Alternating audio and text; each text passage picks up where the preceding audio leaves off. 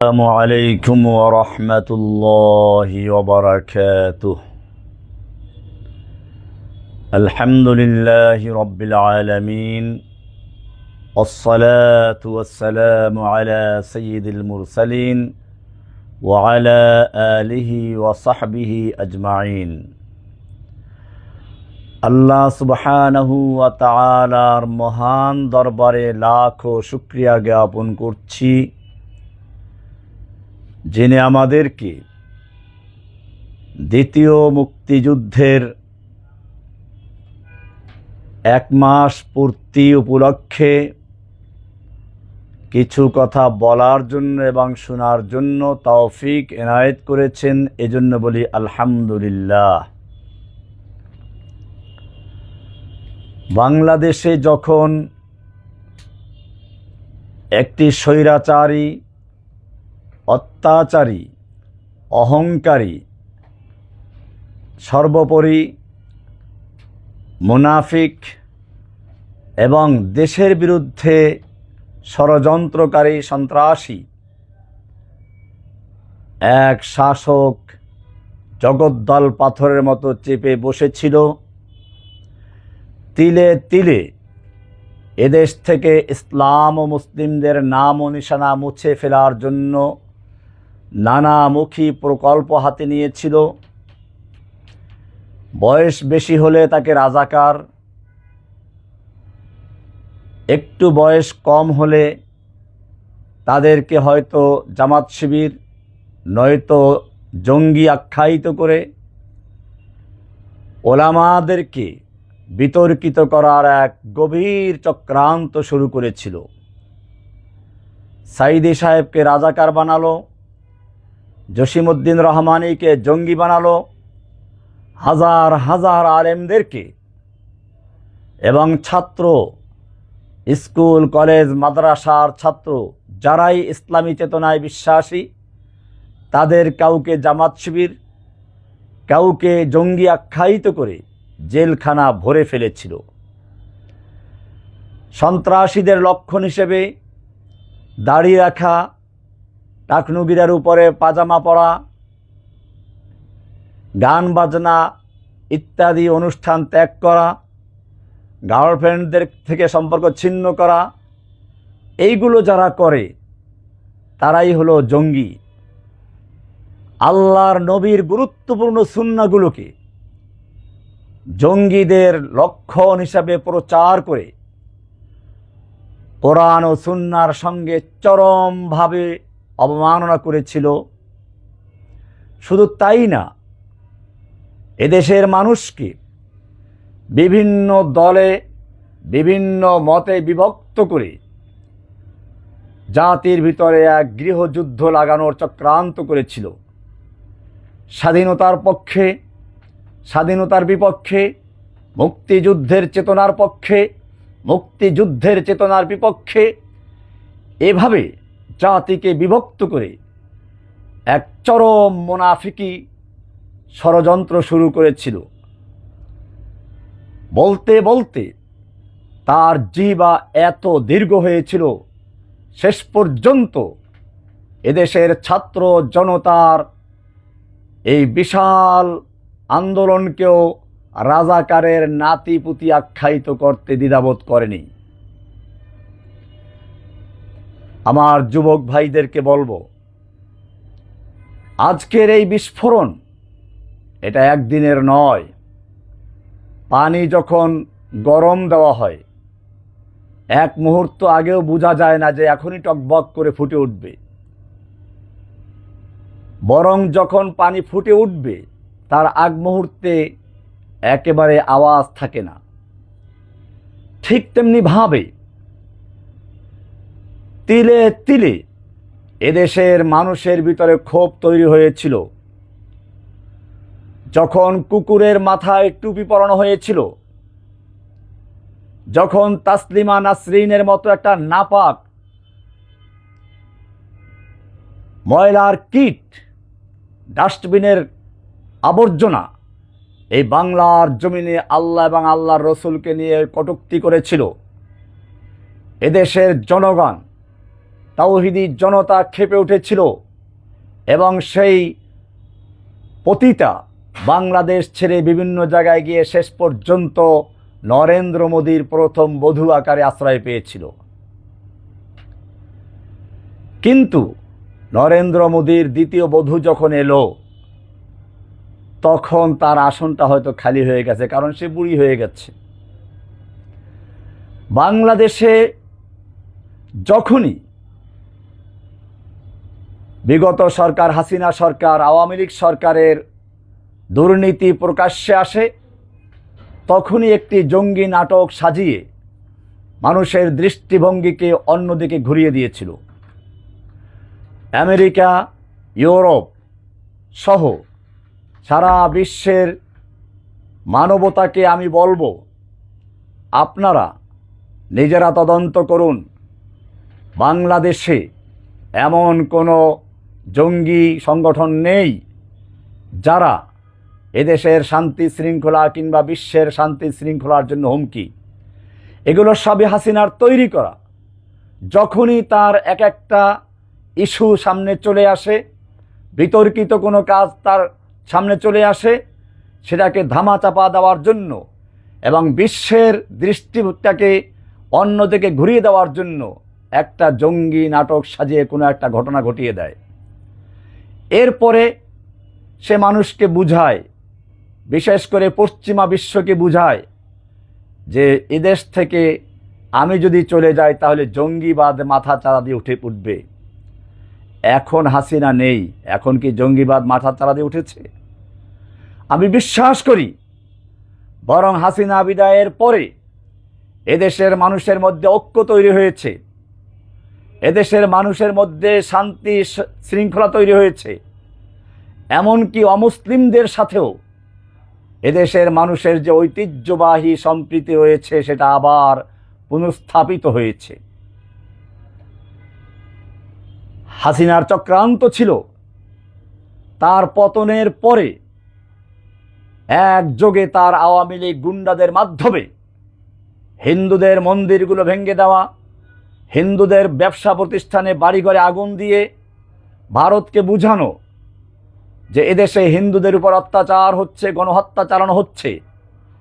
এর মাধ্যমে ভারতের কাছে সে যে দেশ বিক্রি করেছে সেই দেশের দখল বুঝিয়ে দেওয়ার চক্রান্ত করেছিল। কিন্তু এদেশের ছাত্র জনতা, এদেশের তাওহীদি মুসলিম ভাইয়েরা হাসিনার পাতা ফাঁদে পা না দিয়ে মন্দির ভাঙ্গার পরিবর্তে রাত জেগে মন্দির পাহারা দিয়েছে। হিন্দুদের বাড়িঘর ভাঙ্গার পরিবর্তে মাদ্রাসার ছাত্ররা পর্যন্ত, ইসলামী ছাত্র শিবির বলেন, কওমি মাদ্রাসা বলেন, তারা সবাই মিলেমিশে হিন্দুদের বাড়িঘর পাহারা দিয়েছে, হিন্দুদের ব্যবসায়ী প্রতিষ্ঠান পাহারা দিয়েছে, মন্দিরগুলো পাহারাদারি করেছে। হাসিনা এখানেও ব্যর্থ হয়েছে, তার নীল নকশা এখানে মাকড়সার জালের মতো ছিন্ন হয়ে গেছে। আমার যুবক ভাইদেরকে বলবো, তোমাদের এই বিজয়, এটা দীর্ঘদিনের মানুষের ভিতরে চাপা ক্ষোভের বহিঃপ্রকাশ ঘটেছে। সুতরাং সকলের ত্যাগ রয়েছে, এই ত্যাগকে স্মরণ করে ঐক্যবদ্ধভাবে সামনে এগুতে হবে। আল্লাহ না করুন যদি এই ঐক্যের ভিতরে কোনো ফাটল ধরে, ঐক্যের ভিতরে কোনো রকম চির ধরে, তাহলে এই বিজয় কিন্তু ধরে রাখা সম্ভব হবে না। যুবক ভাইয়েরা, আমি তোমাদেরকে বলবো কবির ভাষায়, তু শাহিন है परवाज है काम तेरा, तेरे सामने आसमां और भी है। তুমি তো বাজ পাখি, তোমার সামনে আসমান আরো আছে, তোমার কাজ হচ্ছে উড়তে থাকা। তোমার সামনে ঝড়ো হাওয়া আসবে, तुम दिए बाद मुखालिफ से ना घबरा ऐ औकाब, ये तो चलती है तुझे ऊंचा उड़ाने के लिए। হে যুবক, তুমি হচ্ছ ঊর্ধ্ব গগনের সেই বাজ পাখির মতো যে ঝড়ো হাওয়া দেখে ভয় পাওয়ার পরিবর্তে বাতাসের তালে তালে আরো ঊর্ধ্ব গগনে উঠতে থাকে। তুমি তো সেই বাজ পাখি শাহীন। তোমার ভিতরে যখন সেই ঊর্ধ্ব গগনের বাজ পাখির রূহ তৈরি হবে, ওকাবি রূহ জব বেদার হতি হ্যায় জওয়ানোं में নজর আতি হ্যায় মঞ্জিল উनको আসমানোं में। যুবকদের মধ্যে যখন সেই চেতনা তৈরি হয়, তখন সে নিজের স্থান জমিনে নয় আকাশে দেখতে পায়। তোমাদেরকে মনে রাখতে হবে, কোরআনের সূরায়ে নাজিআতের শেষ দিকে বলা হয়েছে, আফালা ইয়ানজুরুনা ইলাল ইবিলি কাইফা খুলিকাত ওয়া ইলাস সামাই কাইফা রুফিআত ওয়া ইলাল জিবালি কাইফা নুসিবাত ওয়া ইলাল আরদি কাইফা সুতিহাত। তারা কি দেখে না উটের দিকে কিভাবে তাকে তৈরি করা হয়েছে? এখানে অনেক ব্যাখ্যা রয়েছে, তার একটি ব্যাখ্যা এটাও, উট মরুভূমিতে চলতে থাকে, বোঝা বহন করে চলতে থাকে, দিন রাত সে অসহ বোঝা বয়ে চলে। তোমাকেও সেই উটের মতো অক্লান্ত পরিশ্রম করে মরুভূমি ত্যাগ করতে হবে, দুর্গম গিরিকান্তার মরুদুস্তর পারাপার লঙ্ঘিতে হবে, রাত্রি নিশীথে যাত্রীরা হুঁশিয়ার। এটাই বলা হয়েছে, আফালা ইয়ানজুরুনা ইলাল ইবিলি কাইফা খুলিকাত ওয়া ইলাস সামাই কাইফা রুফিআত। তোমরা কি দেখো না আকাশের দিকে? তারা কি দেখে না আকাশের দিকে কিভাবে আকাশকে উঁচু করা হয়েছে? তার মানে আকাশের মতো উঁচু হবে তোমার চিন্তা চেতনা। সংকীর্ণ কোনো চিন্তা চেতনা নিয়ে আগানো যাবে না। ওয়া ইলাল জিবালি কাইফা নুসিবাত। পাহাড়ের দিকে তাকায় না কিভাবে পাহাড়কে স্থাপিত করা হয়েছে? তার মানে পাহাড়ের মতো সুদৃঢ় চেতনা নিয়ে তোমাকে স্থির থাকতে হবে, অটল থাকতে হবে, যত বাধাই আসুক না কেন। বিশ্ব যদি চলে যায় টলিতে টলিতে, আমি শুধু একাই রব কর্তব্য সাধিতে। এভাবে তোমাকে দায়িত্ব নিয়ে ময়দানে একা হলেও থাকতে হবে, কোনো বাতিলের সামনে মাথা নত করা যাবে না। ওয়া ইলাল আরদি কাইফা সুতিহাত। তারা কি দেখে না জমিনের দিকে কিভাবে বিছানো হয়েছে জমিনকে? তার মানে জমিনের মতো, পৃথিবীর মতো প্রশস্ত হৃদয় নিয়ে তোমাকে এগিয়ে যেতে হবে। সংকীর্ণ কোনো হৃদয়ের স্থান তোমার ভিতরে থাকবে না। হে আমার যুবক ভাইয়েরা, আমি তোমাদের ধন্যবাদ জানাই, যখন বাংলাদেশের জনগণ এই জালিমের অত্যাচারে, নির্যাতনে, নিপীড়নে দিশেহারা হয়ে কোনো কাণ্ডারির তালাশে ছিল। কোরআনের ভাষায় বলা হচ্ছে, ওয়ামা লাকুম লা তুকাতিলুনা ফি সাবিলিল্লাহি ওয়াল মুস্তাদআফিনা মিনার রিজালি ওয়ান নিসাই ওয়াল বিলদান আল্লাযীনা ইয়াকুলুনা রাব্বানা আখরিজনা মিন হাযিহিল ক্বরিয়াতি যালিমি আহলুহা ওয়াজআল লানা মিন লাদুনকা ওয়ালিয়্যান ওয়াজআল লানা মিন লাদুনকা নাসীরা। কোরআনের ভাষায় বলা হচ্ছে, তোমাদের কি হলো? তোমরা কেন সংগ্রাম করছো না, লড়াই করছো না ওই সমস্ত লোকের মুক্তির জন্য? সেই অসহায় নারী, পুরুষ, শিশু, বৃদ্ধ লোকেরা যারা ফরিয়াদ করে বলছে, রব্বানা আখরিজনা মিন হাযিহিল ক্বরিয়াতি যালিমি আহলুহা, হে আমাদের রব, তুমি আমাদেরকে এই জালিম অধ্যুষিত হাসিনার জুলুম, অত্যাচার, নির্যাতন, নিপীড়ন থেকে আমাদেরকে মুক্ত করো। ওয়াজআল লানা মিন লাদুনকা ওয়ালিয়্যা, তুমি তোমার পক্ষ থেকে আমাদের জন্য একজন ন্যায়নিষ্ঠবান নেতা দান করো। ওয়াজআল লানা মিন লাদুনকা নাসীরা, আমাদেরকে দাও সাহায্যকারী, এই হাসিনার জুলুমের থেকে মুক্তি দান করো। আমাদেরকে ছাত্রলীগের নির্যাতন, নিপীড়ন থেকে মুক্ত দান করো। আমাদেরকে এই গরু চোর, সন্ত্রাসী, লুটেরা, ধর্ষক, এরকম জালিমদের হাত থেকে আমাদের রক্ষা করো। সেই মুহূর্তে তোমরা এগিয়ে এসেছিলে, তোমরাই এসেছিলে সেই আল্লাহর কোরআনের ভাষায় ওলি এবং নাসির হয়ে, সাহায্যকারী হয়ে। সাবাস তোমাদের, ধন্যবাদ তোমাদেরকে। আমি তোমাদের বলবো, তোমাদের এই চেতনা, তোমাদের এই বিজয় স্থায়ী হোক।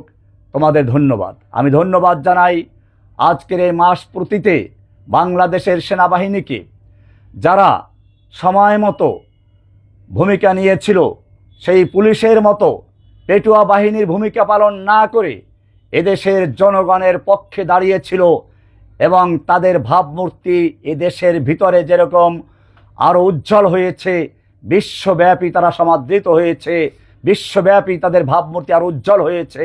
ধন্যবাদ জানাই সেই সেনাবাহিনীর জওয়ানদেরকে, যারা জালিমের পাশে না থেকে মাজলুমদের পাশে দাঁড়িয়েছে।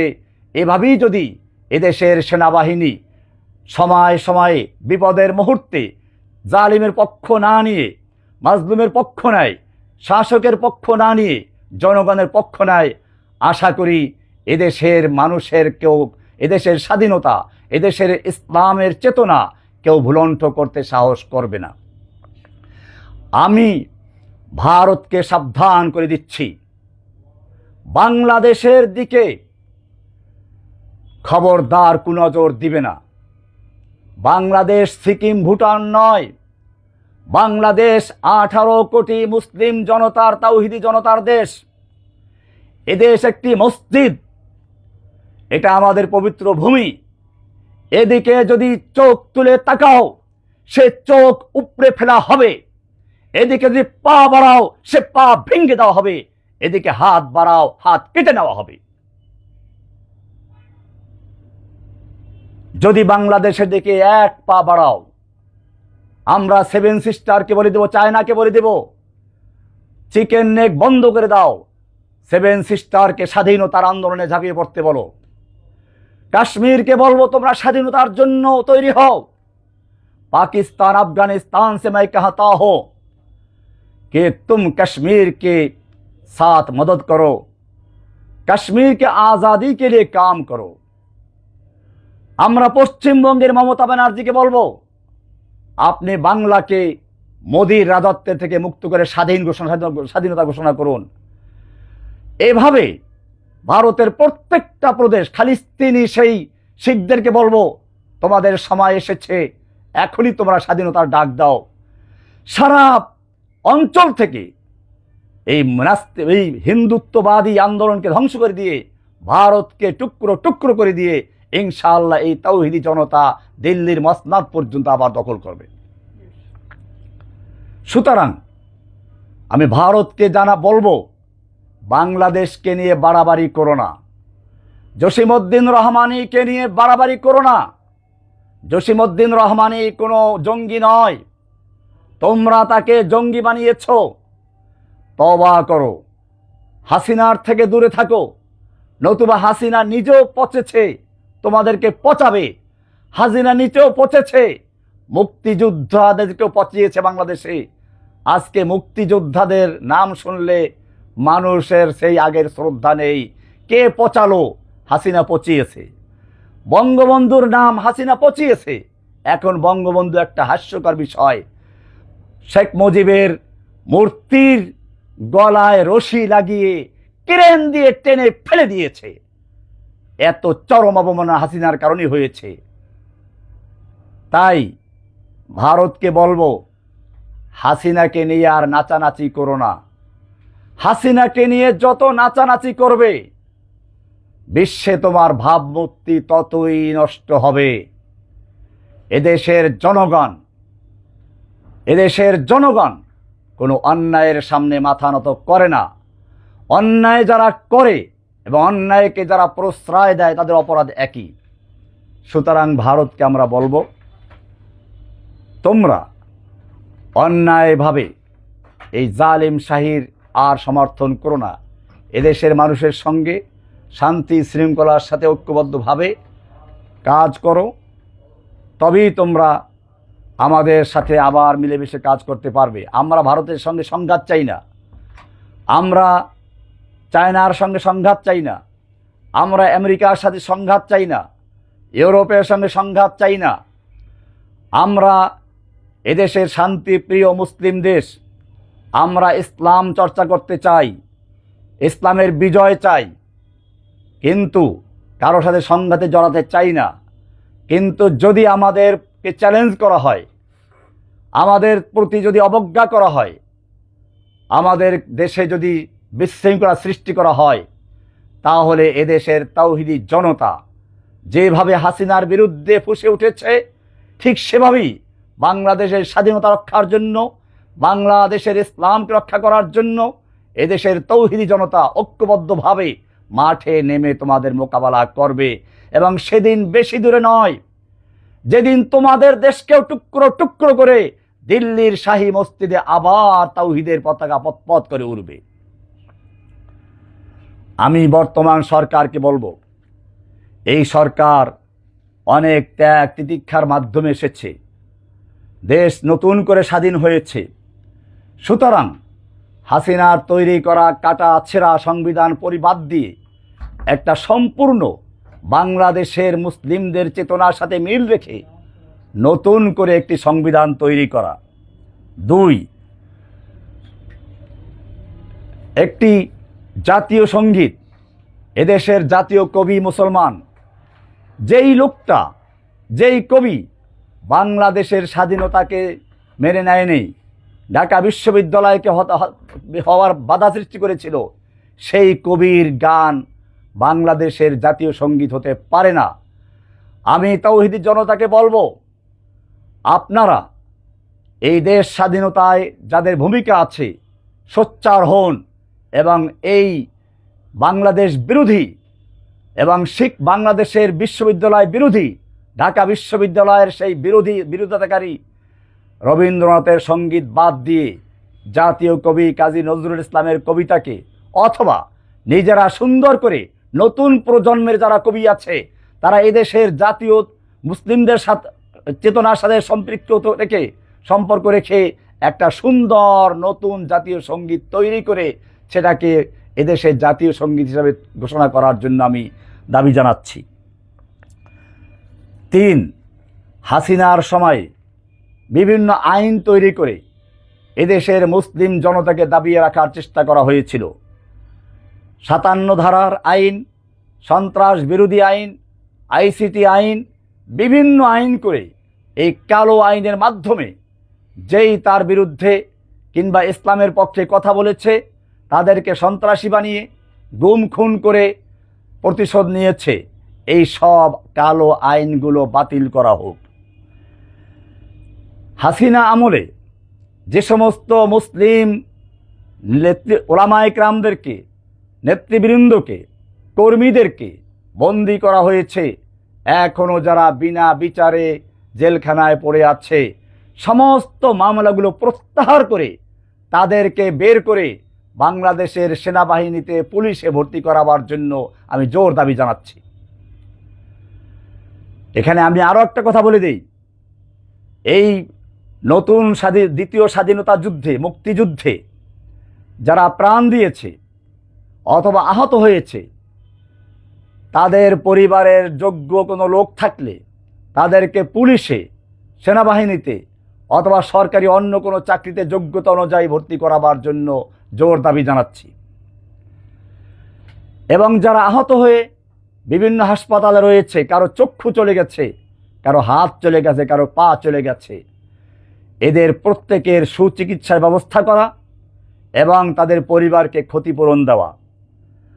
সাথে সাথে যেই পুলিশগুলো নেচে নেচে আনন্দ করে, উৎসবে করে এই ছাত্র জনতার বুকে গুলি করেছে, হেলিকপ্টার থেকে, গানশিপ থেকে, এরকমভাবে ট্যাঙ্কের ভিতরে বসে অথবা রাস্তায় দাঁড়িয়ে এই পুলিশগুলোকে খুঁজে খুঁজে বের করে তারা যেভাবে জনগণের সামনে দিবালোকে গুলি চালিয়েছে, ওদেরকে ধরে এনে জেলখানার কোনো অন্ধকুঠিতে নয়, ওদেরকেও রাজপথে এনে লক্ষ লক্ষ জনতার সামনে এনে ব্রাশ ফায়ার করে ওদের হাড্ডি গুড্ডি বাতাসে উড়িয়ে দেওয়া হোক। ওদের জন্য কোনো ক্ষমা নেই। সাধারণ মানুষ যারা হয়তো না বুঝে আওয়ামী লীগের রাজনীতির সঙ্গে যুক্ত হয়েছিল তাদের ক্ষমা করা যেতে পারে, কিন্তু যারা আমার নিরস্ত্র ছাত্র ভাইদের বুকে গুলি চালিয়েছে, শিশুদের বুকে গুলি চালিয়েছে, আবু সাঈদের সম্প্রসারিত হাতের খালি হাতে থাকা সেই ব্যক্তির বুকে গুলি চালিয়েছে, এদের সঙ্গে যারা সহযোগিতা করেছে, এদের নির্দেশ দাতা যারা, উস্কানিদাতা যারা, এদের জন্য ক্ষমা নয়। এদেরকে ধরে এনে জনসমক্ষে বিচার করে এবং জনসমক্ষে এদের বিচারের রায় কার্যকর করার জন্য আমি জোর দাবি জানাচ্ছি। 4, জাতির পিতা নাম দিয়ে আর এক স্বৈর শাসককে জাতির পিতা বানিয়ে বিভিন্ন জায়গায় মূর্তি তৈরি করা হয়েছিল, বিভিন্ন স্থাপনার নাম দেওয়া হয়েছিল।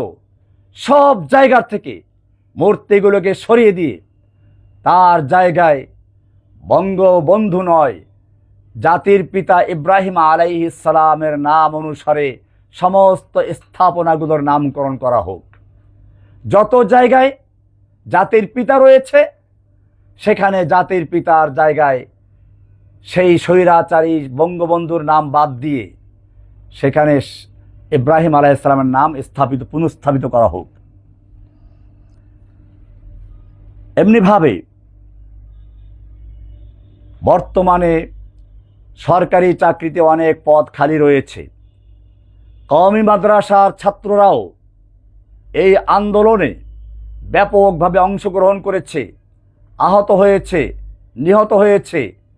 তাই আমার জোর দাবি থাকবে তাদের এই ত্যাগকে মূল্যায়ন করে তাদের মধ্যে যারা যেভাবে যোগ্য, বিভিন্ন স্কুল কলেজে শিক্ষক হিসাবে নিয়োগ দেওয়া, যারা প্রশাসনে ঢুকতে চায়, পুলিশে যেতে চায়, সেনাবাহিনী যেতে চায়, তাদেরকে সেখানে সুযোগ করে দেওয়া। বিশেষ করে এদেশের যে শিক্ষাগুলোকে, শিক্ষা ব্যবস্থাকে এমনভাবে সাজানো হয়েছিল যে ইসলাম এর সাথে যেন বিদ্বেষ তৈরি হয়, তার মোকাবেলা করার জন্য আমি বলবো স্কুল কলেজ ইউনিভার্সিটি থেকে প্রাইমারি থেকে শুরু করে ইউনিভার্সিটি পর্যন্ত সব জায়গায় ধর্মীয় শিক্ষকের পদে কওমি মাদ্রাসার ওলামায়ে কেরামদেরকে বসানোর জন্য জোর অনুরোধ জানাচ্ছি। আলিয়া বা অন্য অন্য মাদ্রাসার ছাত্র আলেম যারা, তাদেরকেও প্রশাসনের বিভিন্ন যোগ্য জায়গায় স্থান করে দেওয়ার জন্য আমি জোর দাবি জানাচ্ছি। এমনিভাবে আজকে মিডিয়াগুলো সবই বামপন্থী এবং রামপন্থী তথা হাসিনাপন্থী লোকদের হাতে। এক্ষেত্রে ইসলামী চেতনায় বিশ্বাসী, বাংলাদেশের স্বাধীনতায় বিশ্বাসী এরকম মিডিয়া তৈরি করা, বিভিন্নভাবে তাদেরকে সাহায্য করা, এটা এই সরকারের জন্য খুবই জরুরি। ইসলামী অর্থনীতি, মুশারাকা, মুদারাবা এসবকে সামনে রেখে জনগণের মধ্যে ক্ষুদ্র ঋণ প্রকল্প চালু করা যায় কিনা, সেক্ষেত্রে যেহেতু আমাদের বর্তমান প্রধান উপদেষ্টা ডক্টর মোহাম্মদ ইউনূস সাহেব সারা বিশ্বে একজন প্রথিতযশা অর্থনীতিবিদ হিসাবে খ্যাত রয়েছেন, আমি তাকে অনুরোধ করব, আপনি আরেকটু গবেষণা করুন। আপনি এখন পিছনে যাই গেছে, এদেশের জনগণ সব ভুলে গিয়ে আপনাকে মাথার মুকুট হিসাবে গ্রহণ করেছে। আপনার এই সম্মান, আপনার এই মর্যাদা আপনি যাতে স্থায়ীভাবে ধরে রাখতে পারেন, সেজন্য আপনাকে আহ্বান করব, আপনি যেহেতু অর্থনীতিতে অত্যন্ত পারদর্শী, আপনি ইসলামের মুশারাকা, মুদারাবা এই সব বিষয়গুলো গবেষণা করে যদি ইসলামী অর্থনীতির কায়দায় সেই গ্রামীণ ব্যাংক বলেন, অর্থাৎ প্রান্তিক মানুষের কাছে আগে যেভাবে সুদভিত্তিক অর্থনীতির চাকা পৌঁছে দিয়েছিলেন, আমি বলবো আপনি যদি আরেকটু চেষ্টা করেন তাহলে আশা করি এদেশের একেবারে গ্রামে গঞ্জে পর্যন্ত আপনার মাধ্যমে ইসলামী অর্থনীতির সেই সুফল ভোগ করতে পারবে দেশের জনগণ। সেটা যদি চালু করতে পারেন, আপনাকে দেশের মানুষ, মুসলিম তৌহিদি জনতা বুকে তুলে নেবে।